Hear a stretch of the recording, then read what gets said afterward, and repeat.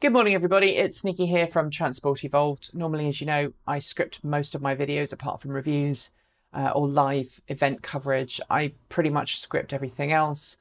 Today's video is unscripted, and the reason for that is because I want to get it out as quickly as possible because time is of the essence. So if I keep looking down, please forgive me. I've got a bunch of notes here. I want to make sure that I get this information right. As you probably are already aware, there is a massive Category 4 hurricane called Hurricane Florence barreling towards the southeastern states of the United States of America. It's recently changed its track and it's forecast to stall at some point, potentially increasing to a Category 5 hurricane, which it's destructive. I mean, it will cause loss of life. It will cause major structural damage to buildings. And infrastructure damage. People are being told to expect very long periods of time without power. They're being told to expect massive walls of water if they're near the coast, being pushed inland by 100-mile-an-hour winds. Some islands are being evacuated in the southeastern portion of the states that are being affected. And other low-lying areas are being evacuated on mandatory evacuation notices, so you will have no choice whether you stay at home or leave. The states that are due to be hit or forecast to be hit at this point are Georgia, the Carolinas, so that's North and South Carolina, as well as a bit of Virginia, depending on how high the track goes.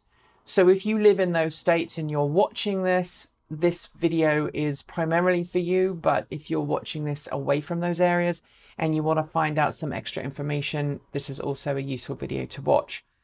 First up, the Electric Motor Club of High Point. They were going to be doing a Drive Electric Week demonstration on Saturday, and that has now been cancelled or postponed.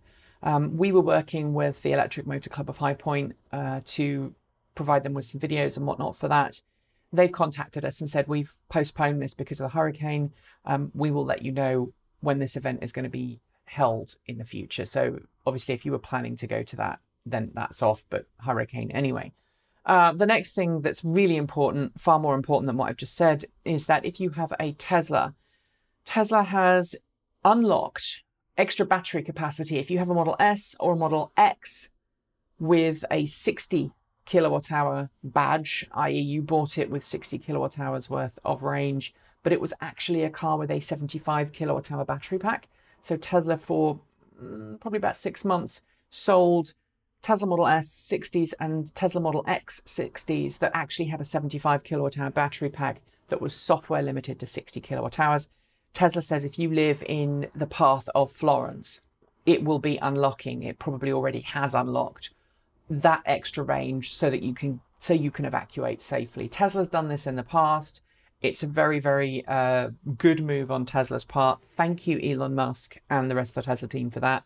This is the right thing to have done, so thank you.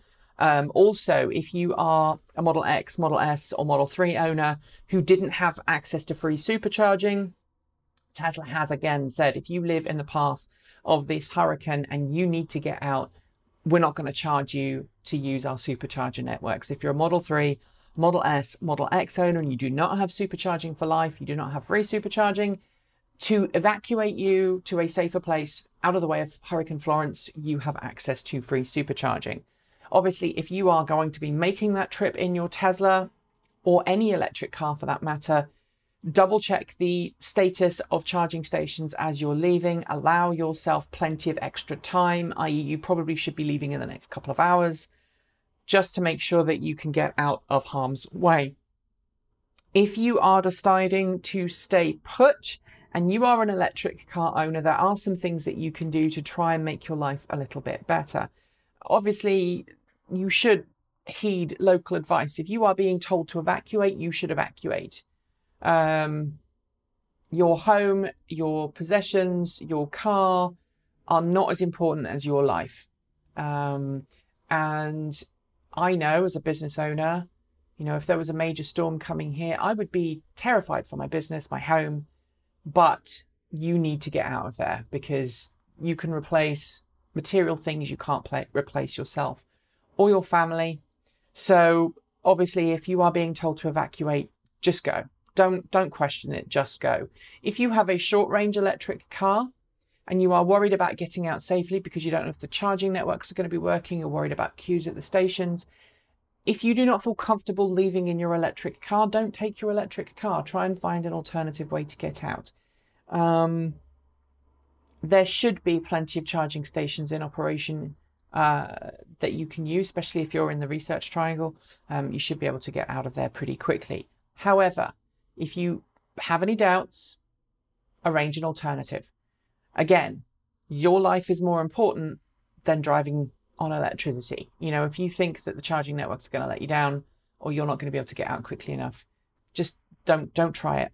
The next thing, if you are at home and you decide to stay at home and you know that there's a power cut coming, maybe you live on the edges of where the storm is due to hit, or you're inland enough that you know that you're not going to have a huge amount of water hit, then there are some steps you can take right now to make sure that you're ready. The first thing you can do is make sure that your car is fully charged. So charge your car up, doesn't matter what time of day it is, just charge your car up. Make sure it is fully charged. If you have an inverter, dig it out, like a little 12-volt power inverter, dig that out and make sure that you have a way of running your most important things from the mains power generated by the inverter that's plugged into your car. We actually did a video on this a couple of years ago, or about a year ago. We had a problem where our power went out for 3 or 4 days. We run our home on our Leaf. So if you want to see that, go to this video, and it's not a great video, but it will explain to you what you should do. By charging your car up, you're making sure that, you know, if you do suddenly need to move to get out, you can, but also it can help just keep your home running. Sometimes in a storm, you'll find that the power will go out, but things like cable communications will stay active. That's because they will have their own backup power. And so, you know, if you've got an ADSL phone line, you've got a cable phone line, or you've even got an optical internet connection, fiber optic, then you will probably still have an active internet connection. And if you've got a way of powering your modem, your Wi-Fi router, whatever, from your car, then you've still got communication with the outside world.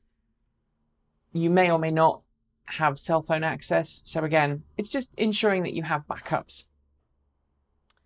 Finally, don't try driving your car, whatever it's powered by, through floodwaters, through you know, dangerous high wind. It's just not worth it. Don't hit the road when the storm hits. If you're not gone, don't try and go unless you're absolutely told to by officials. You should be sheltering in place if you've not already evacuated. And while you can ford pretty large amounts of water in an electric car, I've done it myself in the past, it's one thing to ford a standing water, a large bit of standing water when you know where the road is and you know for sure how deep it is.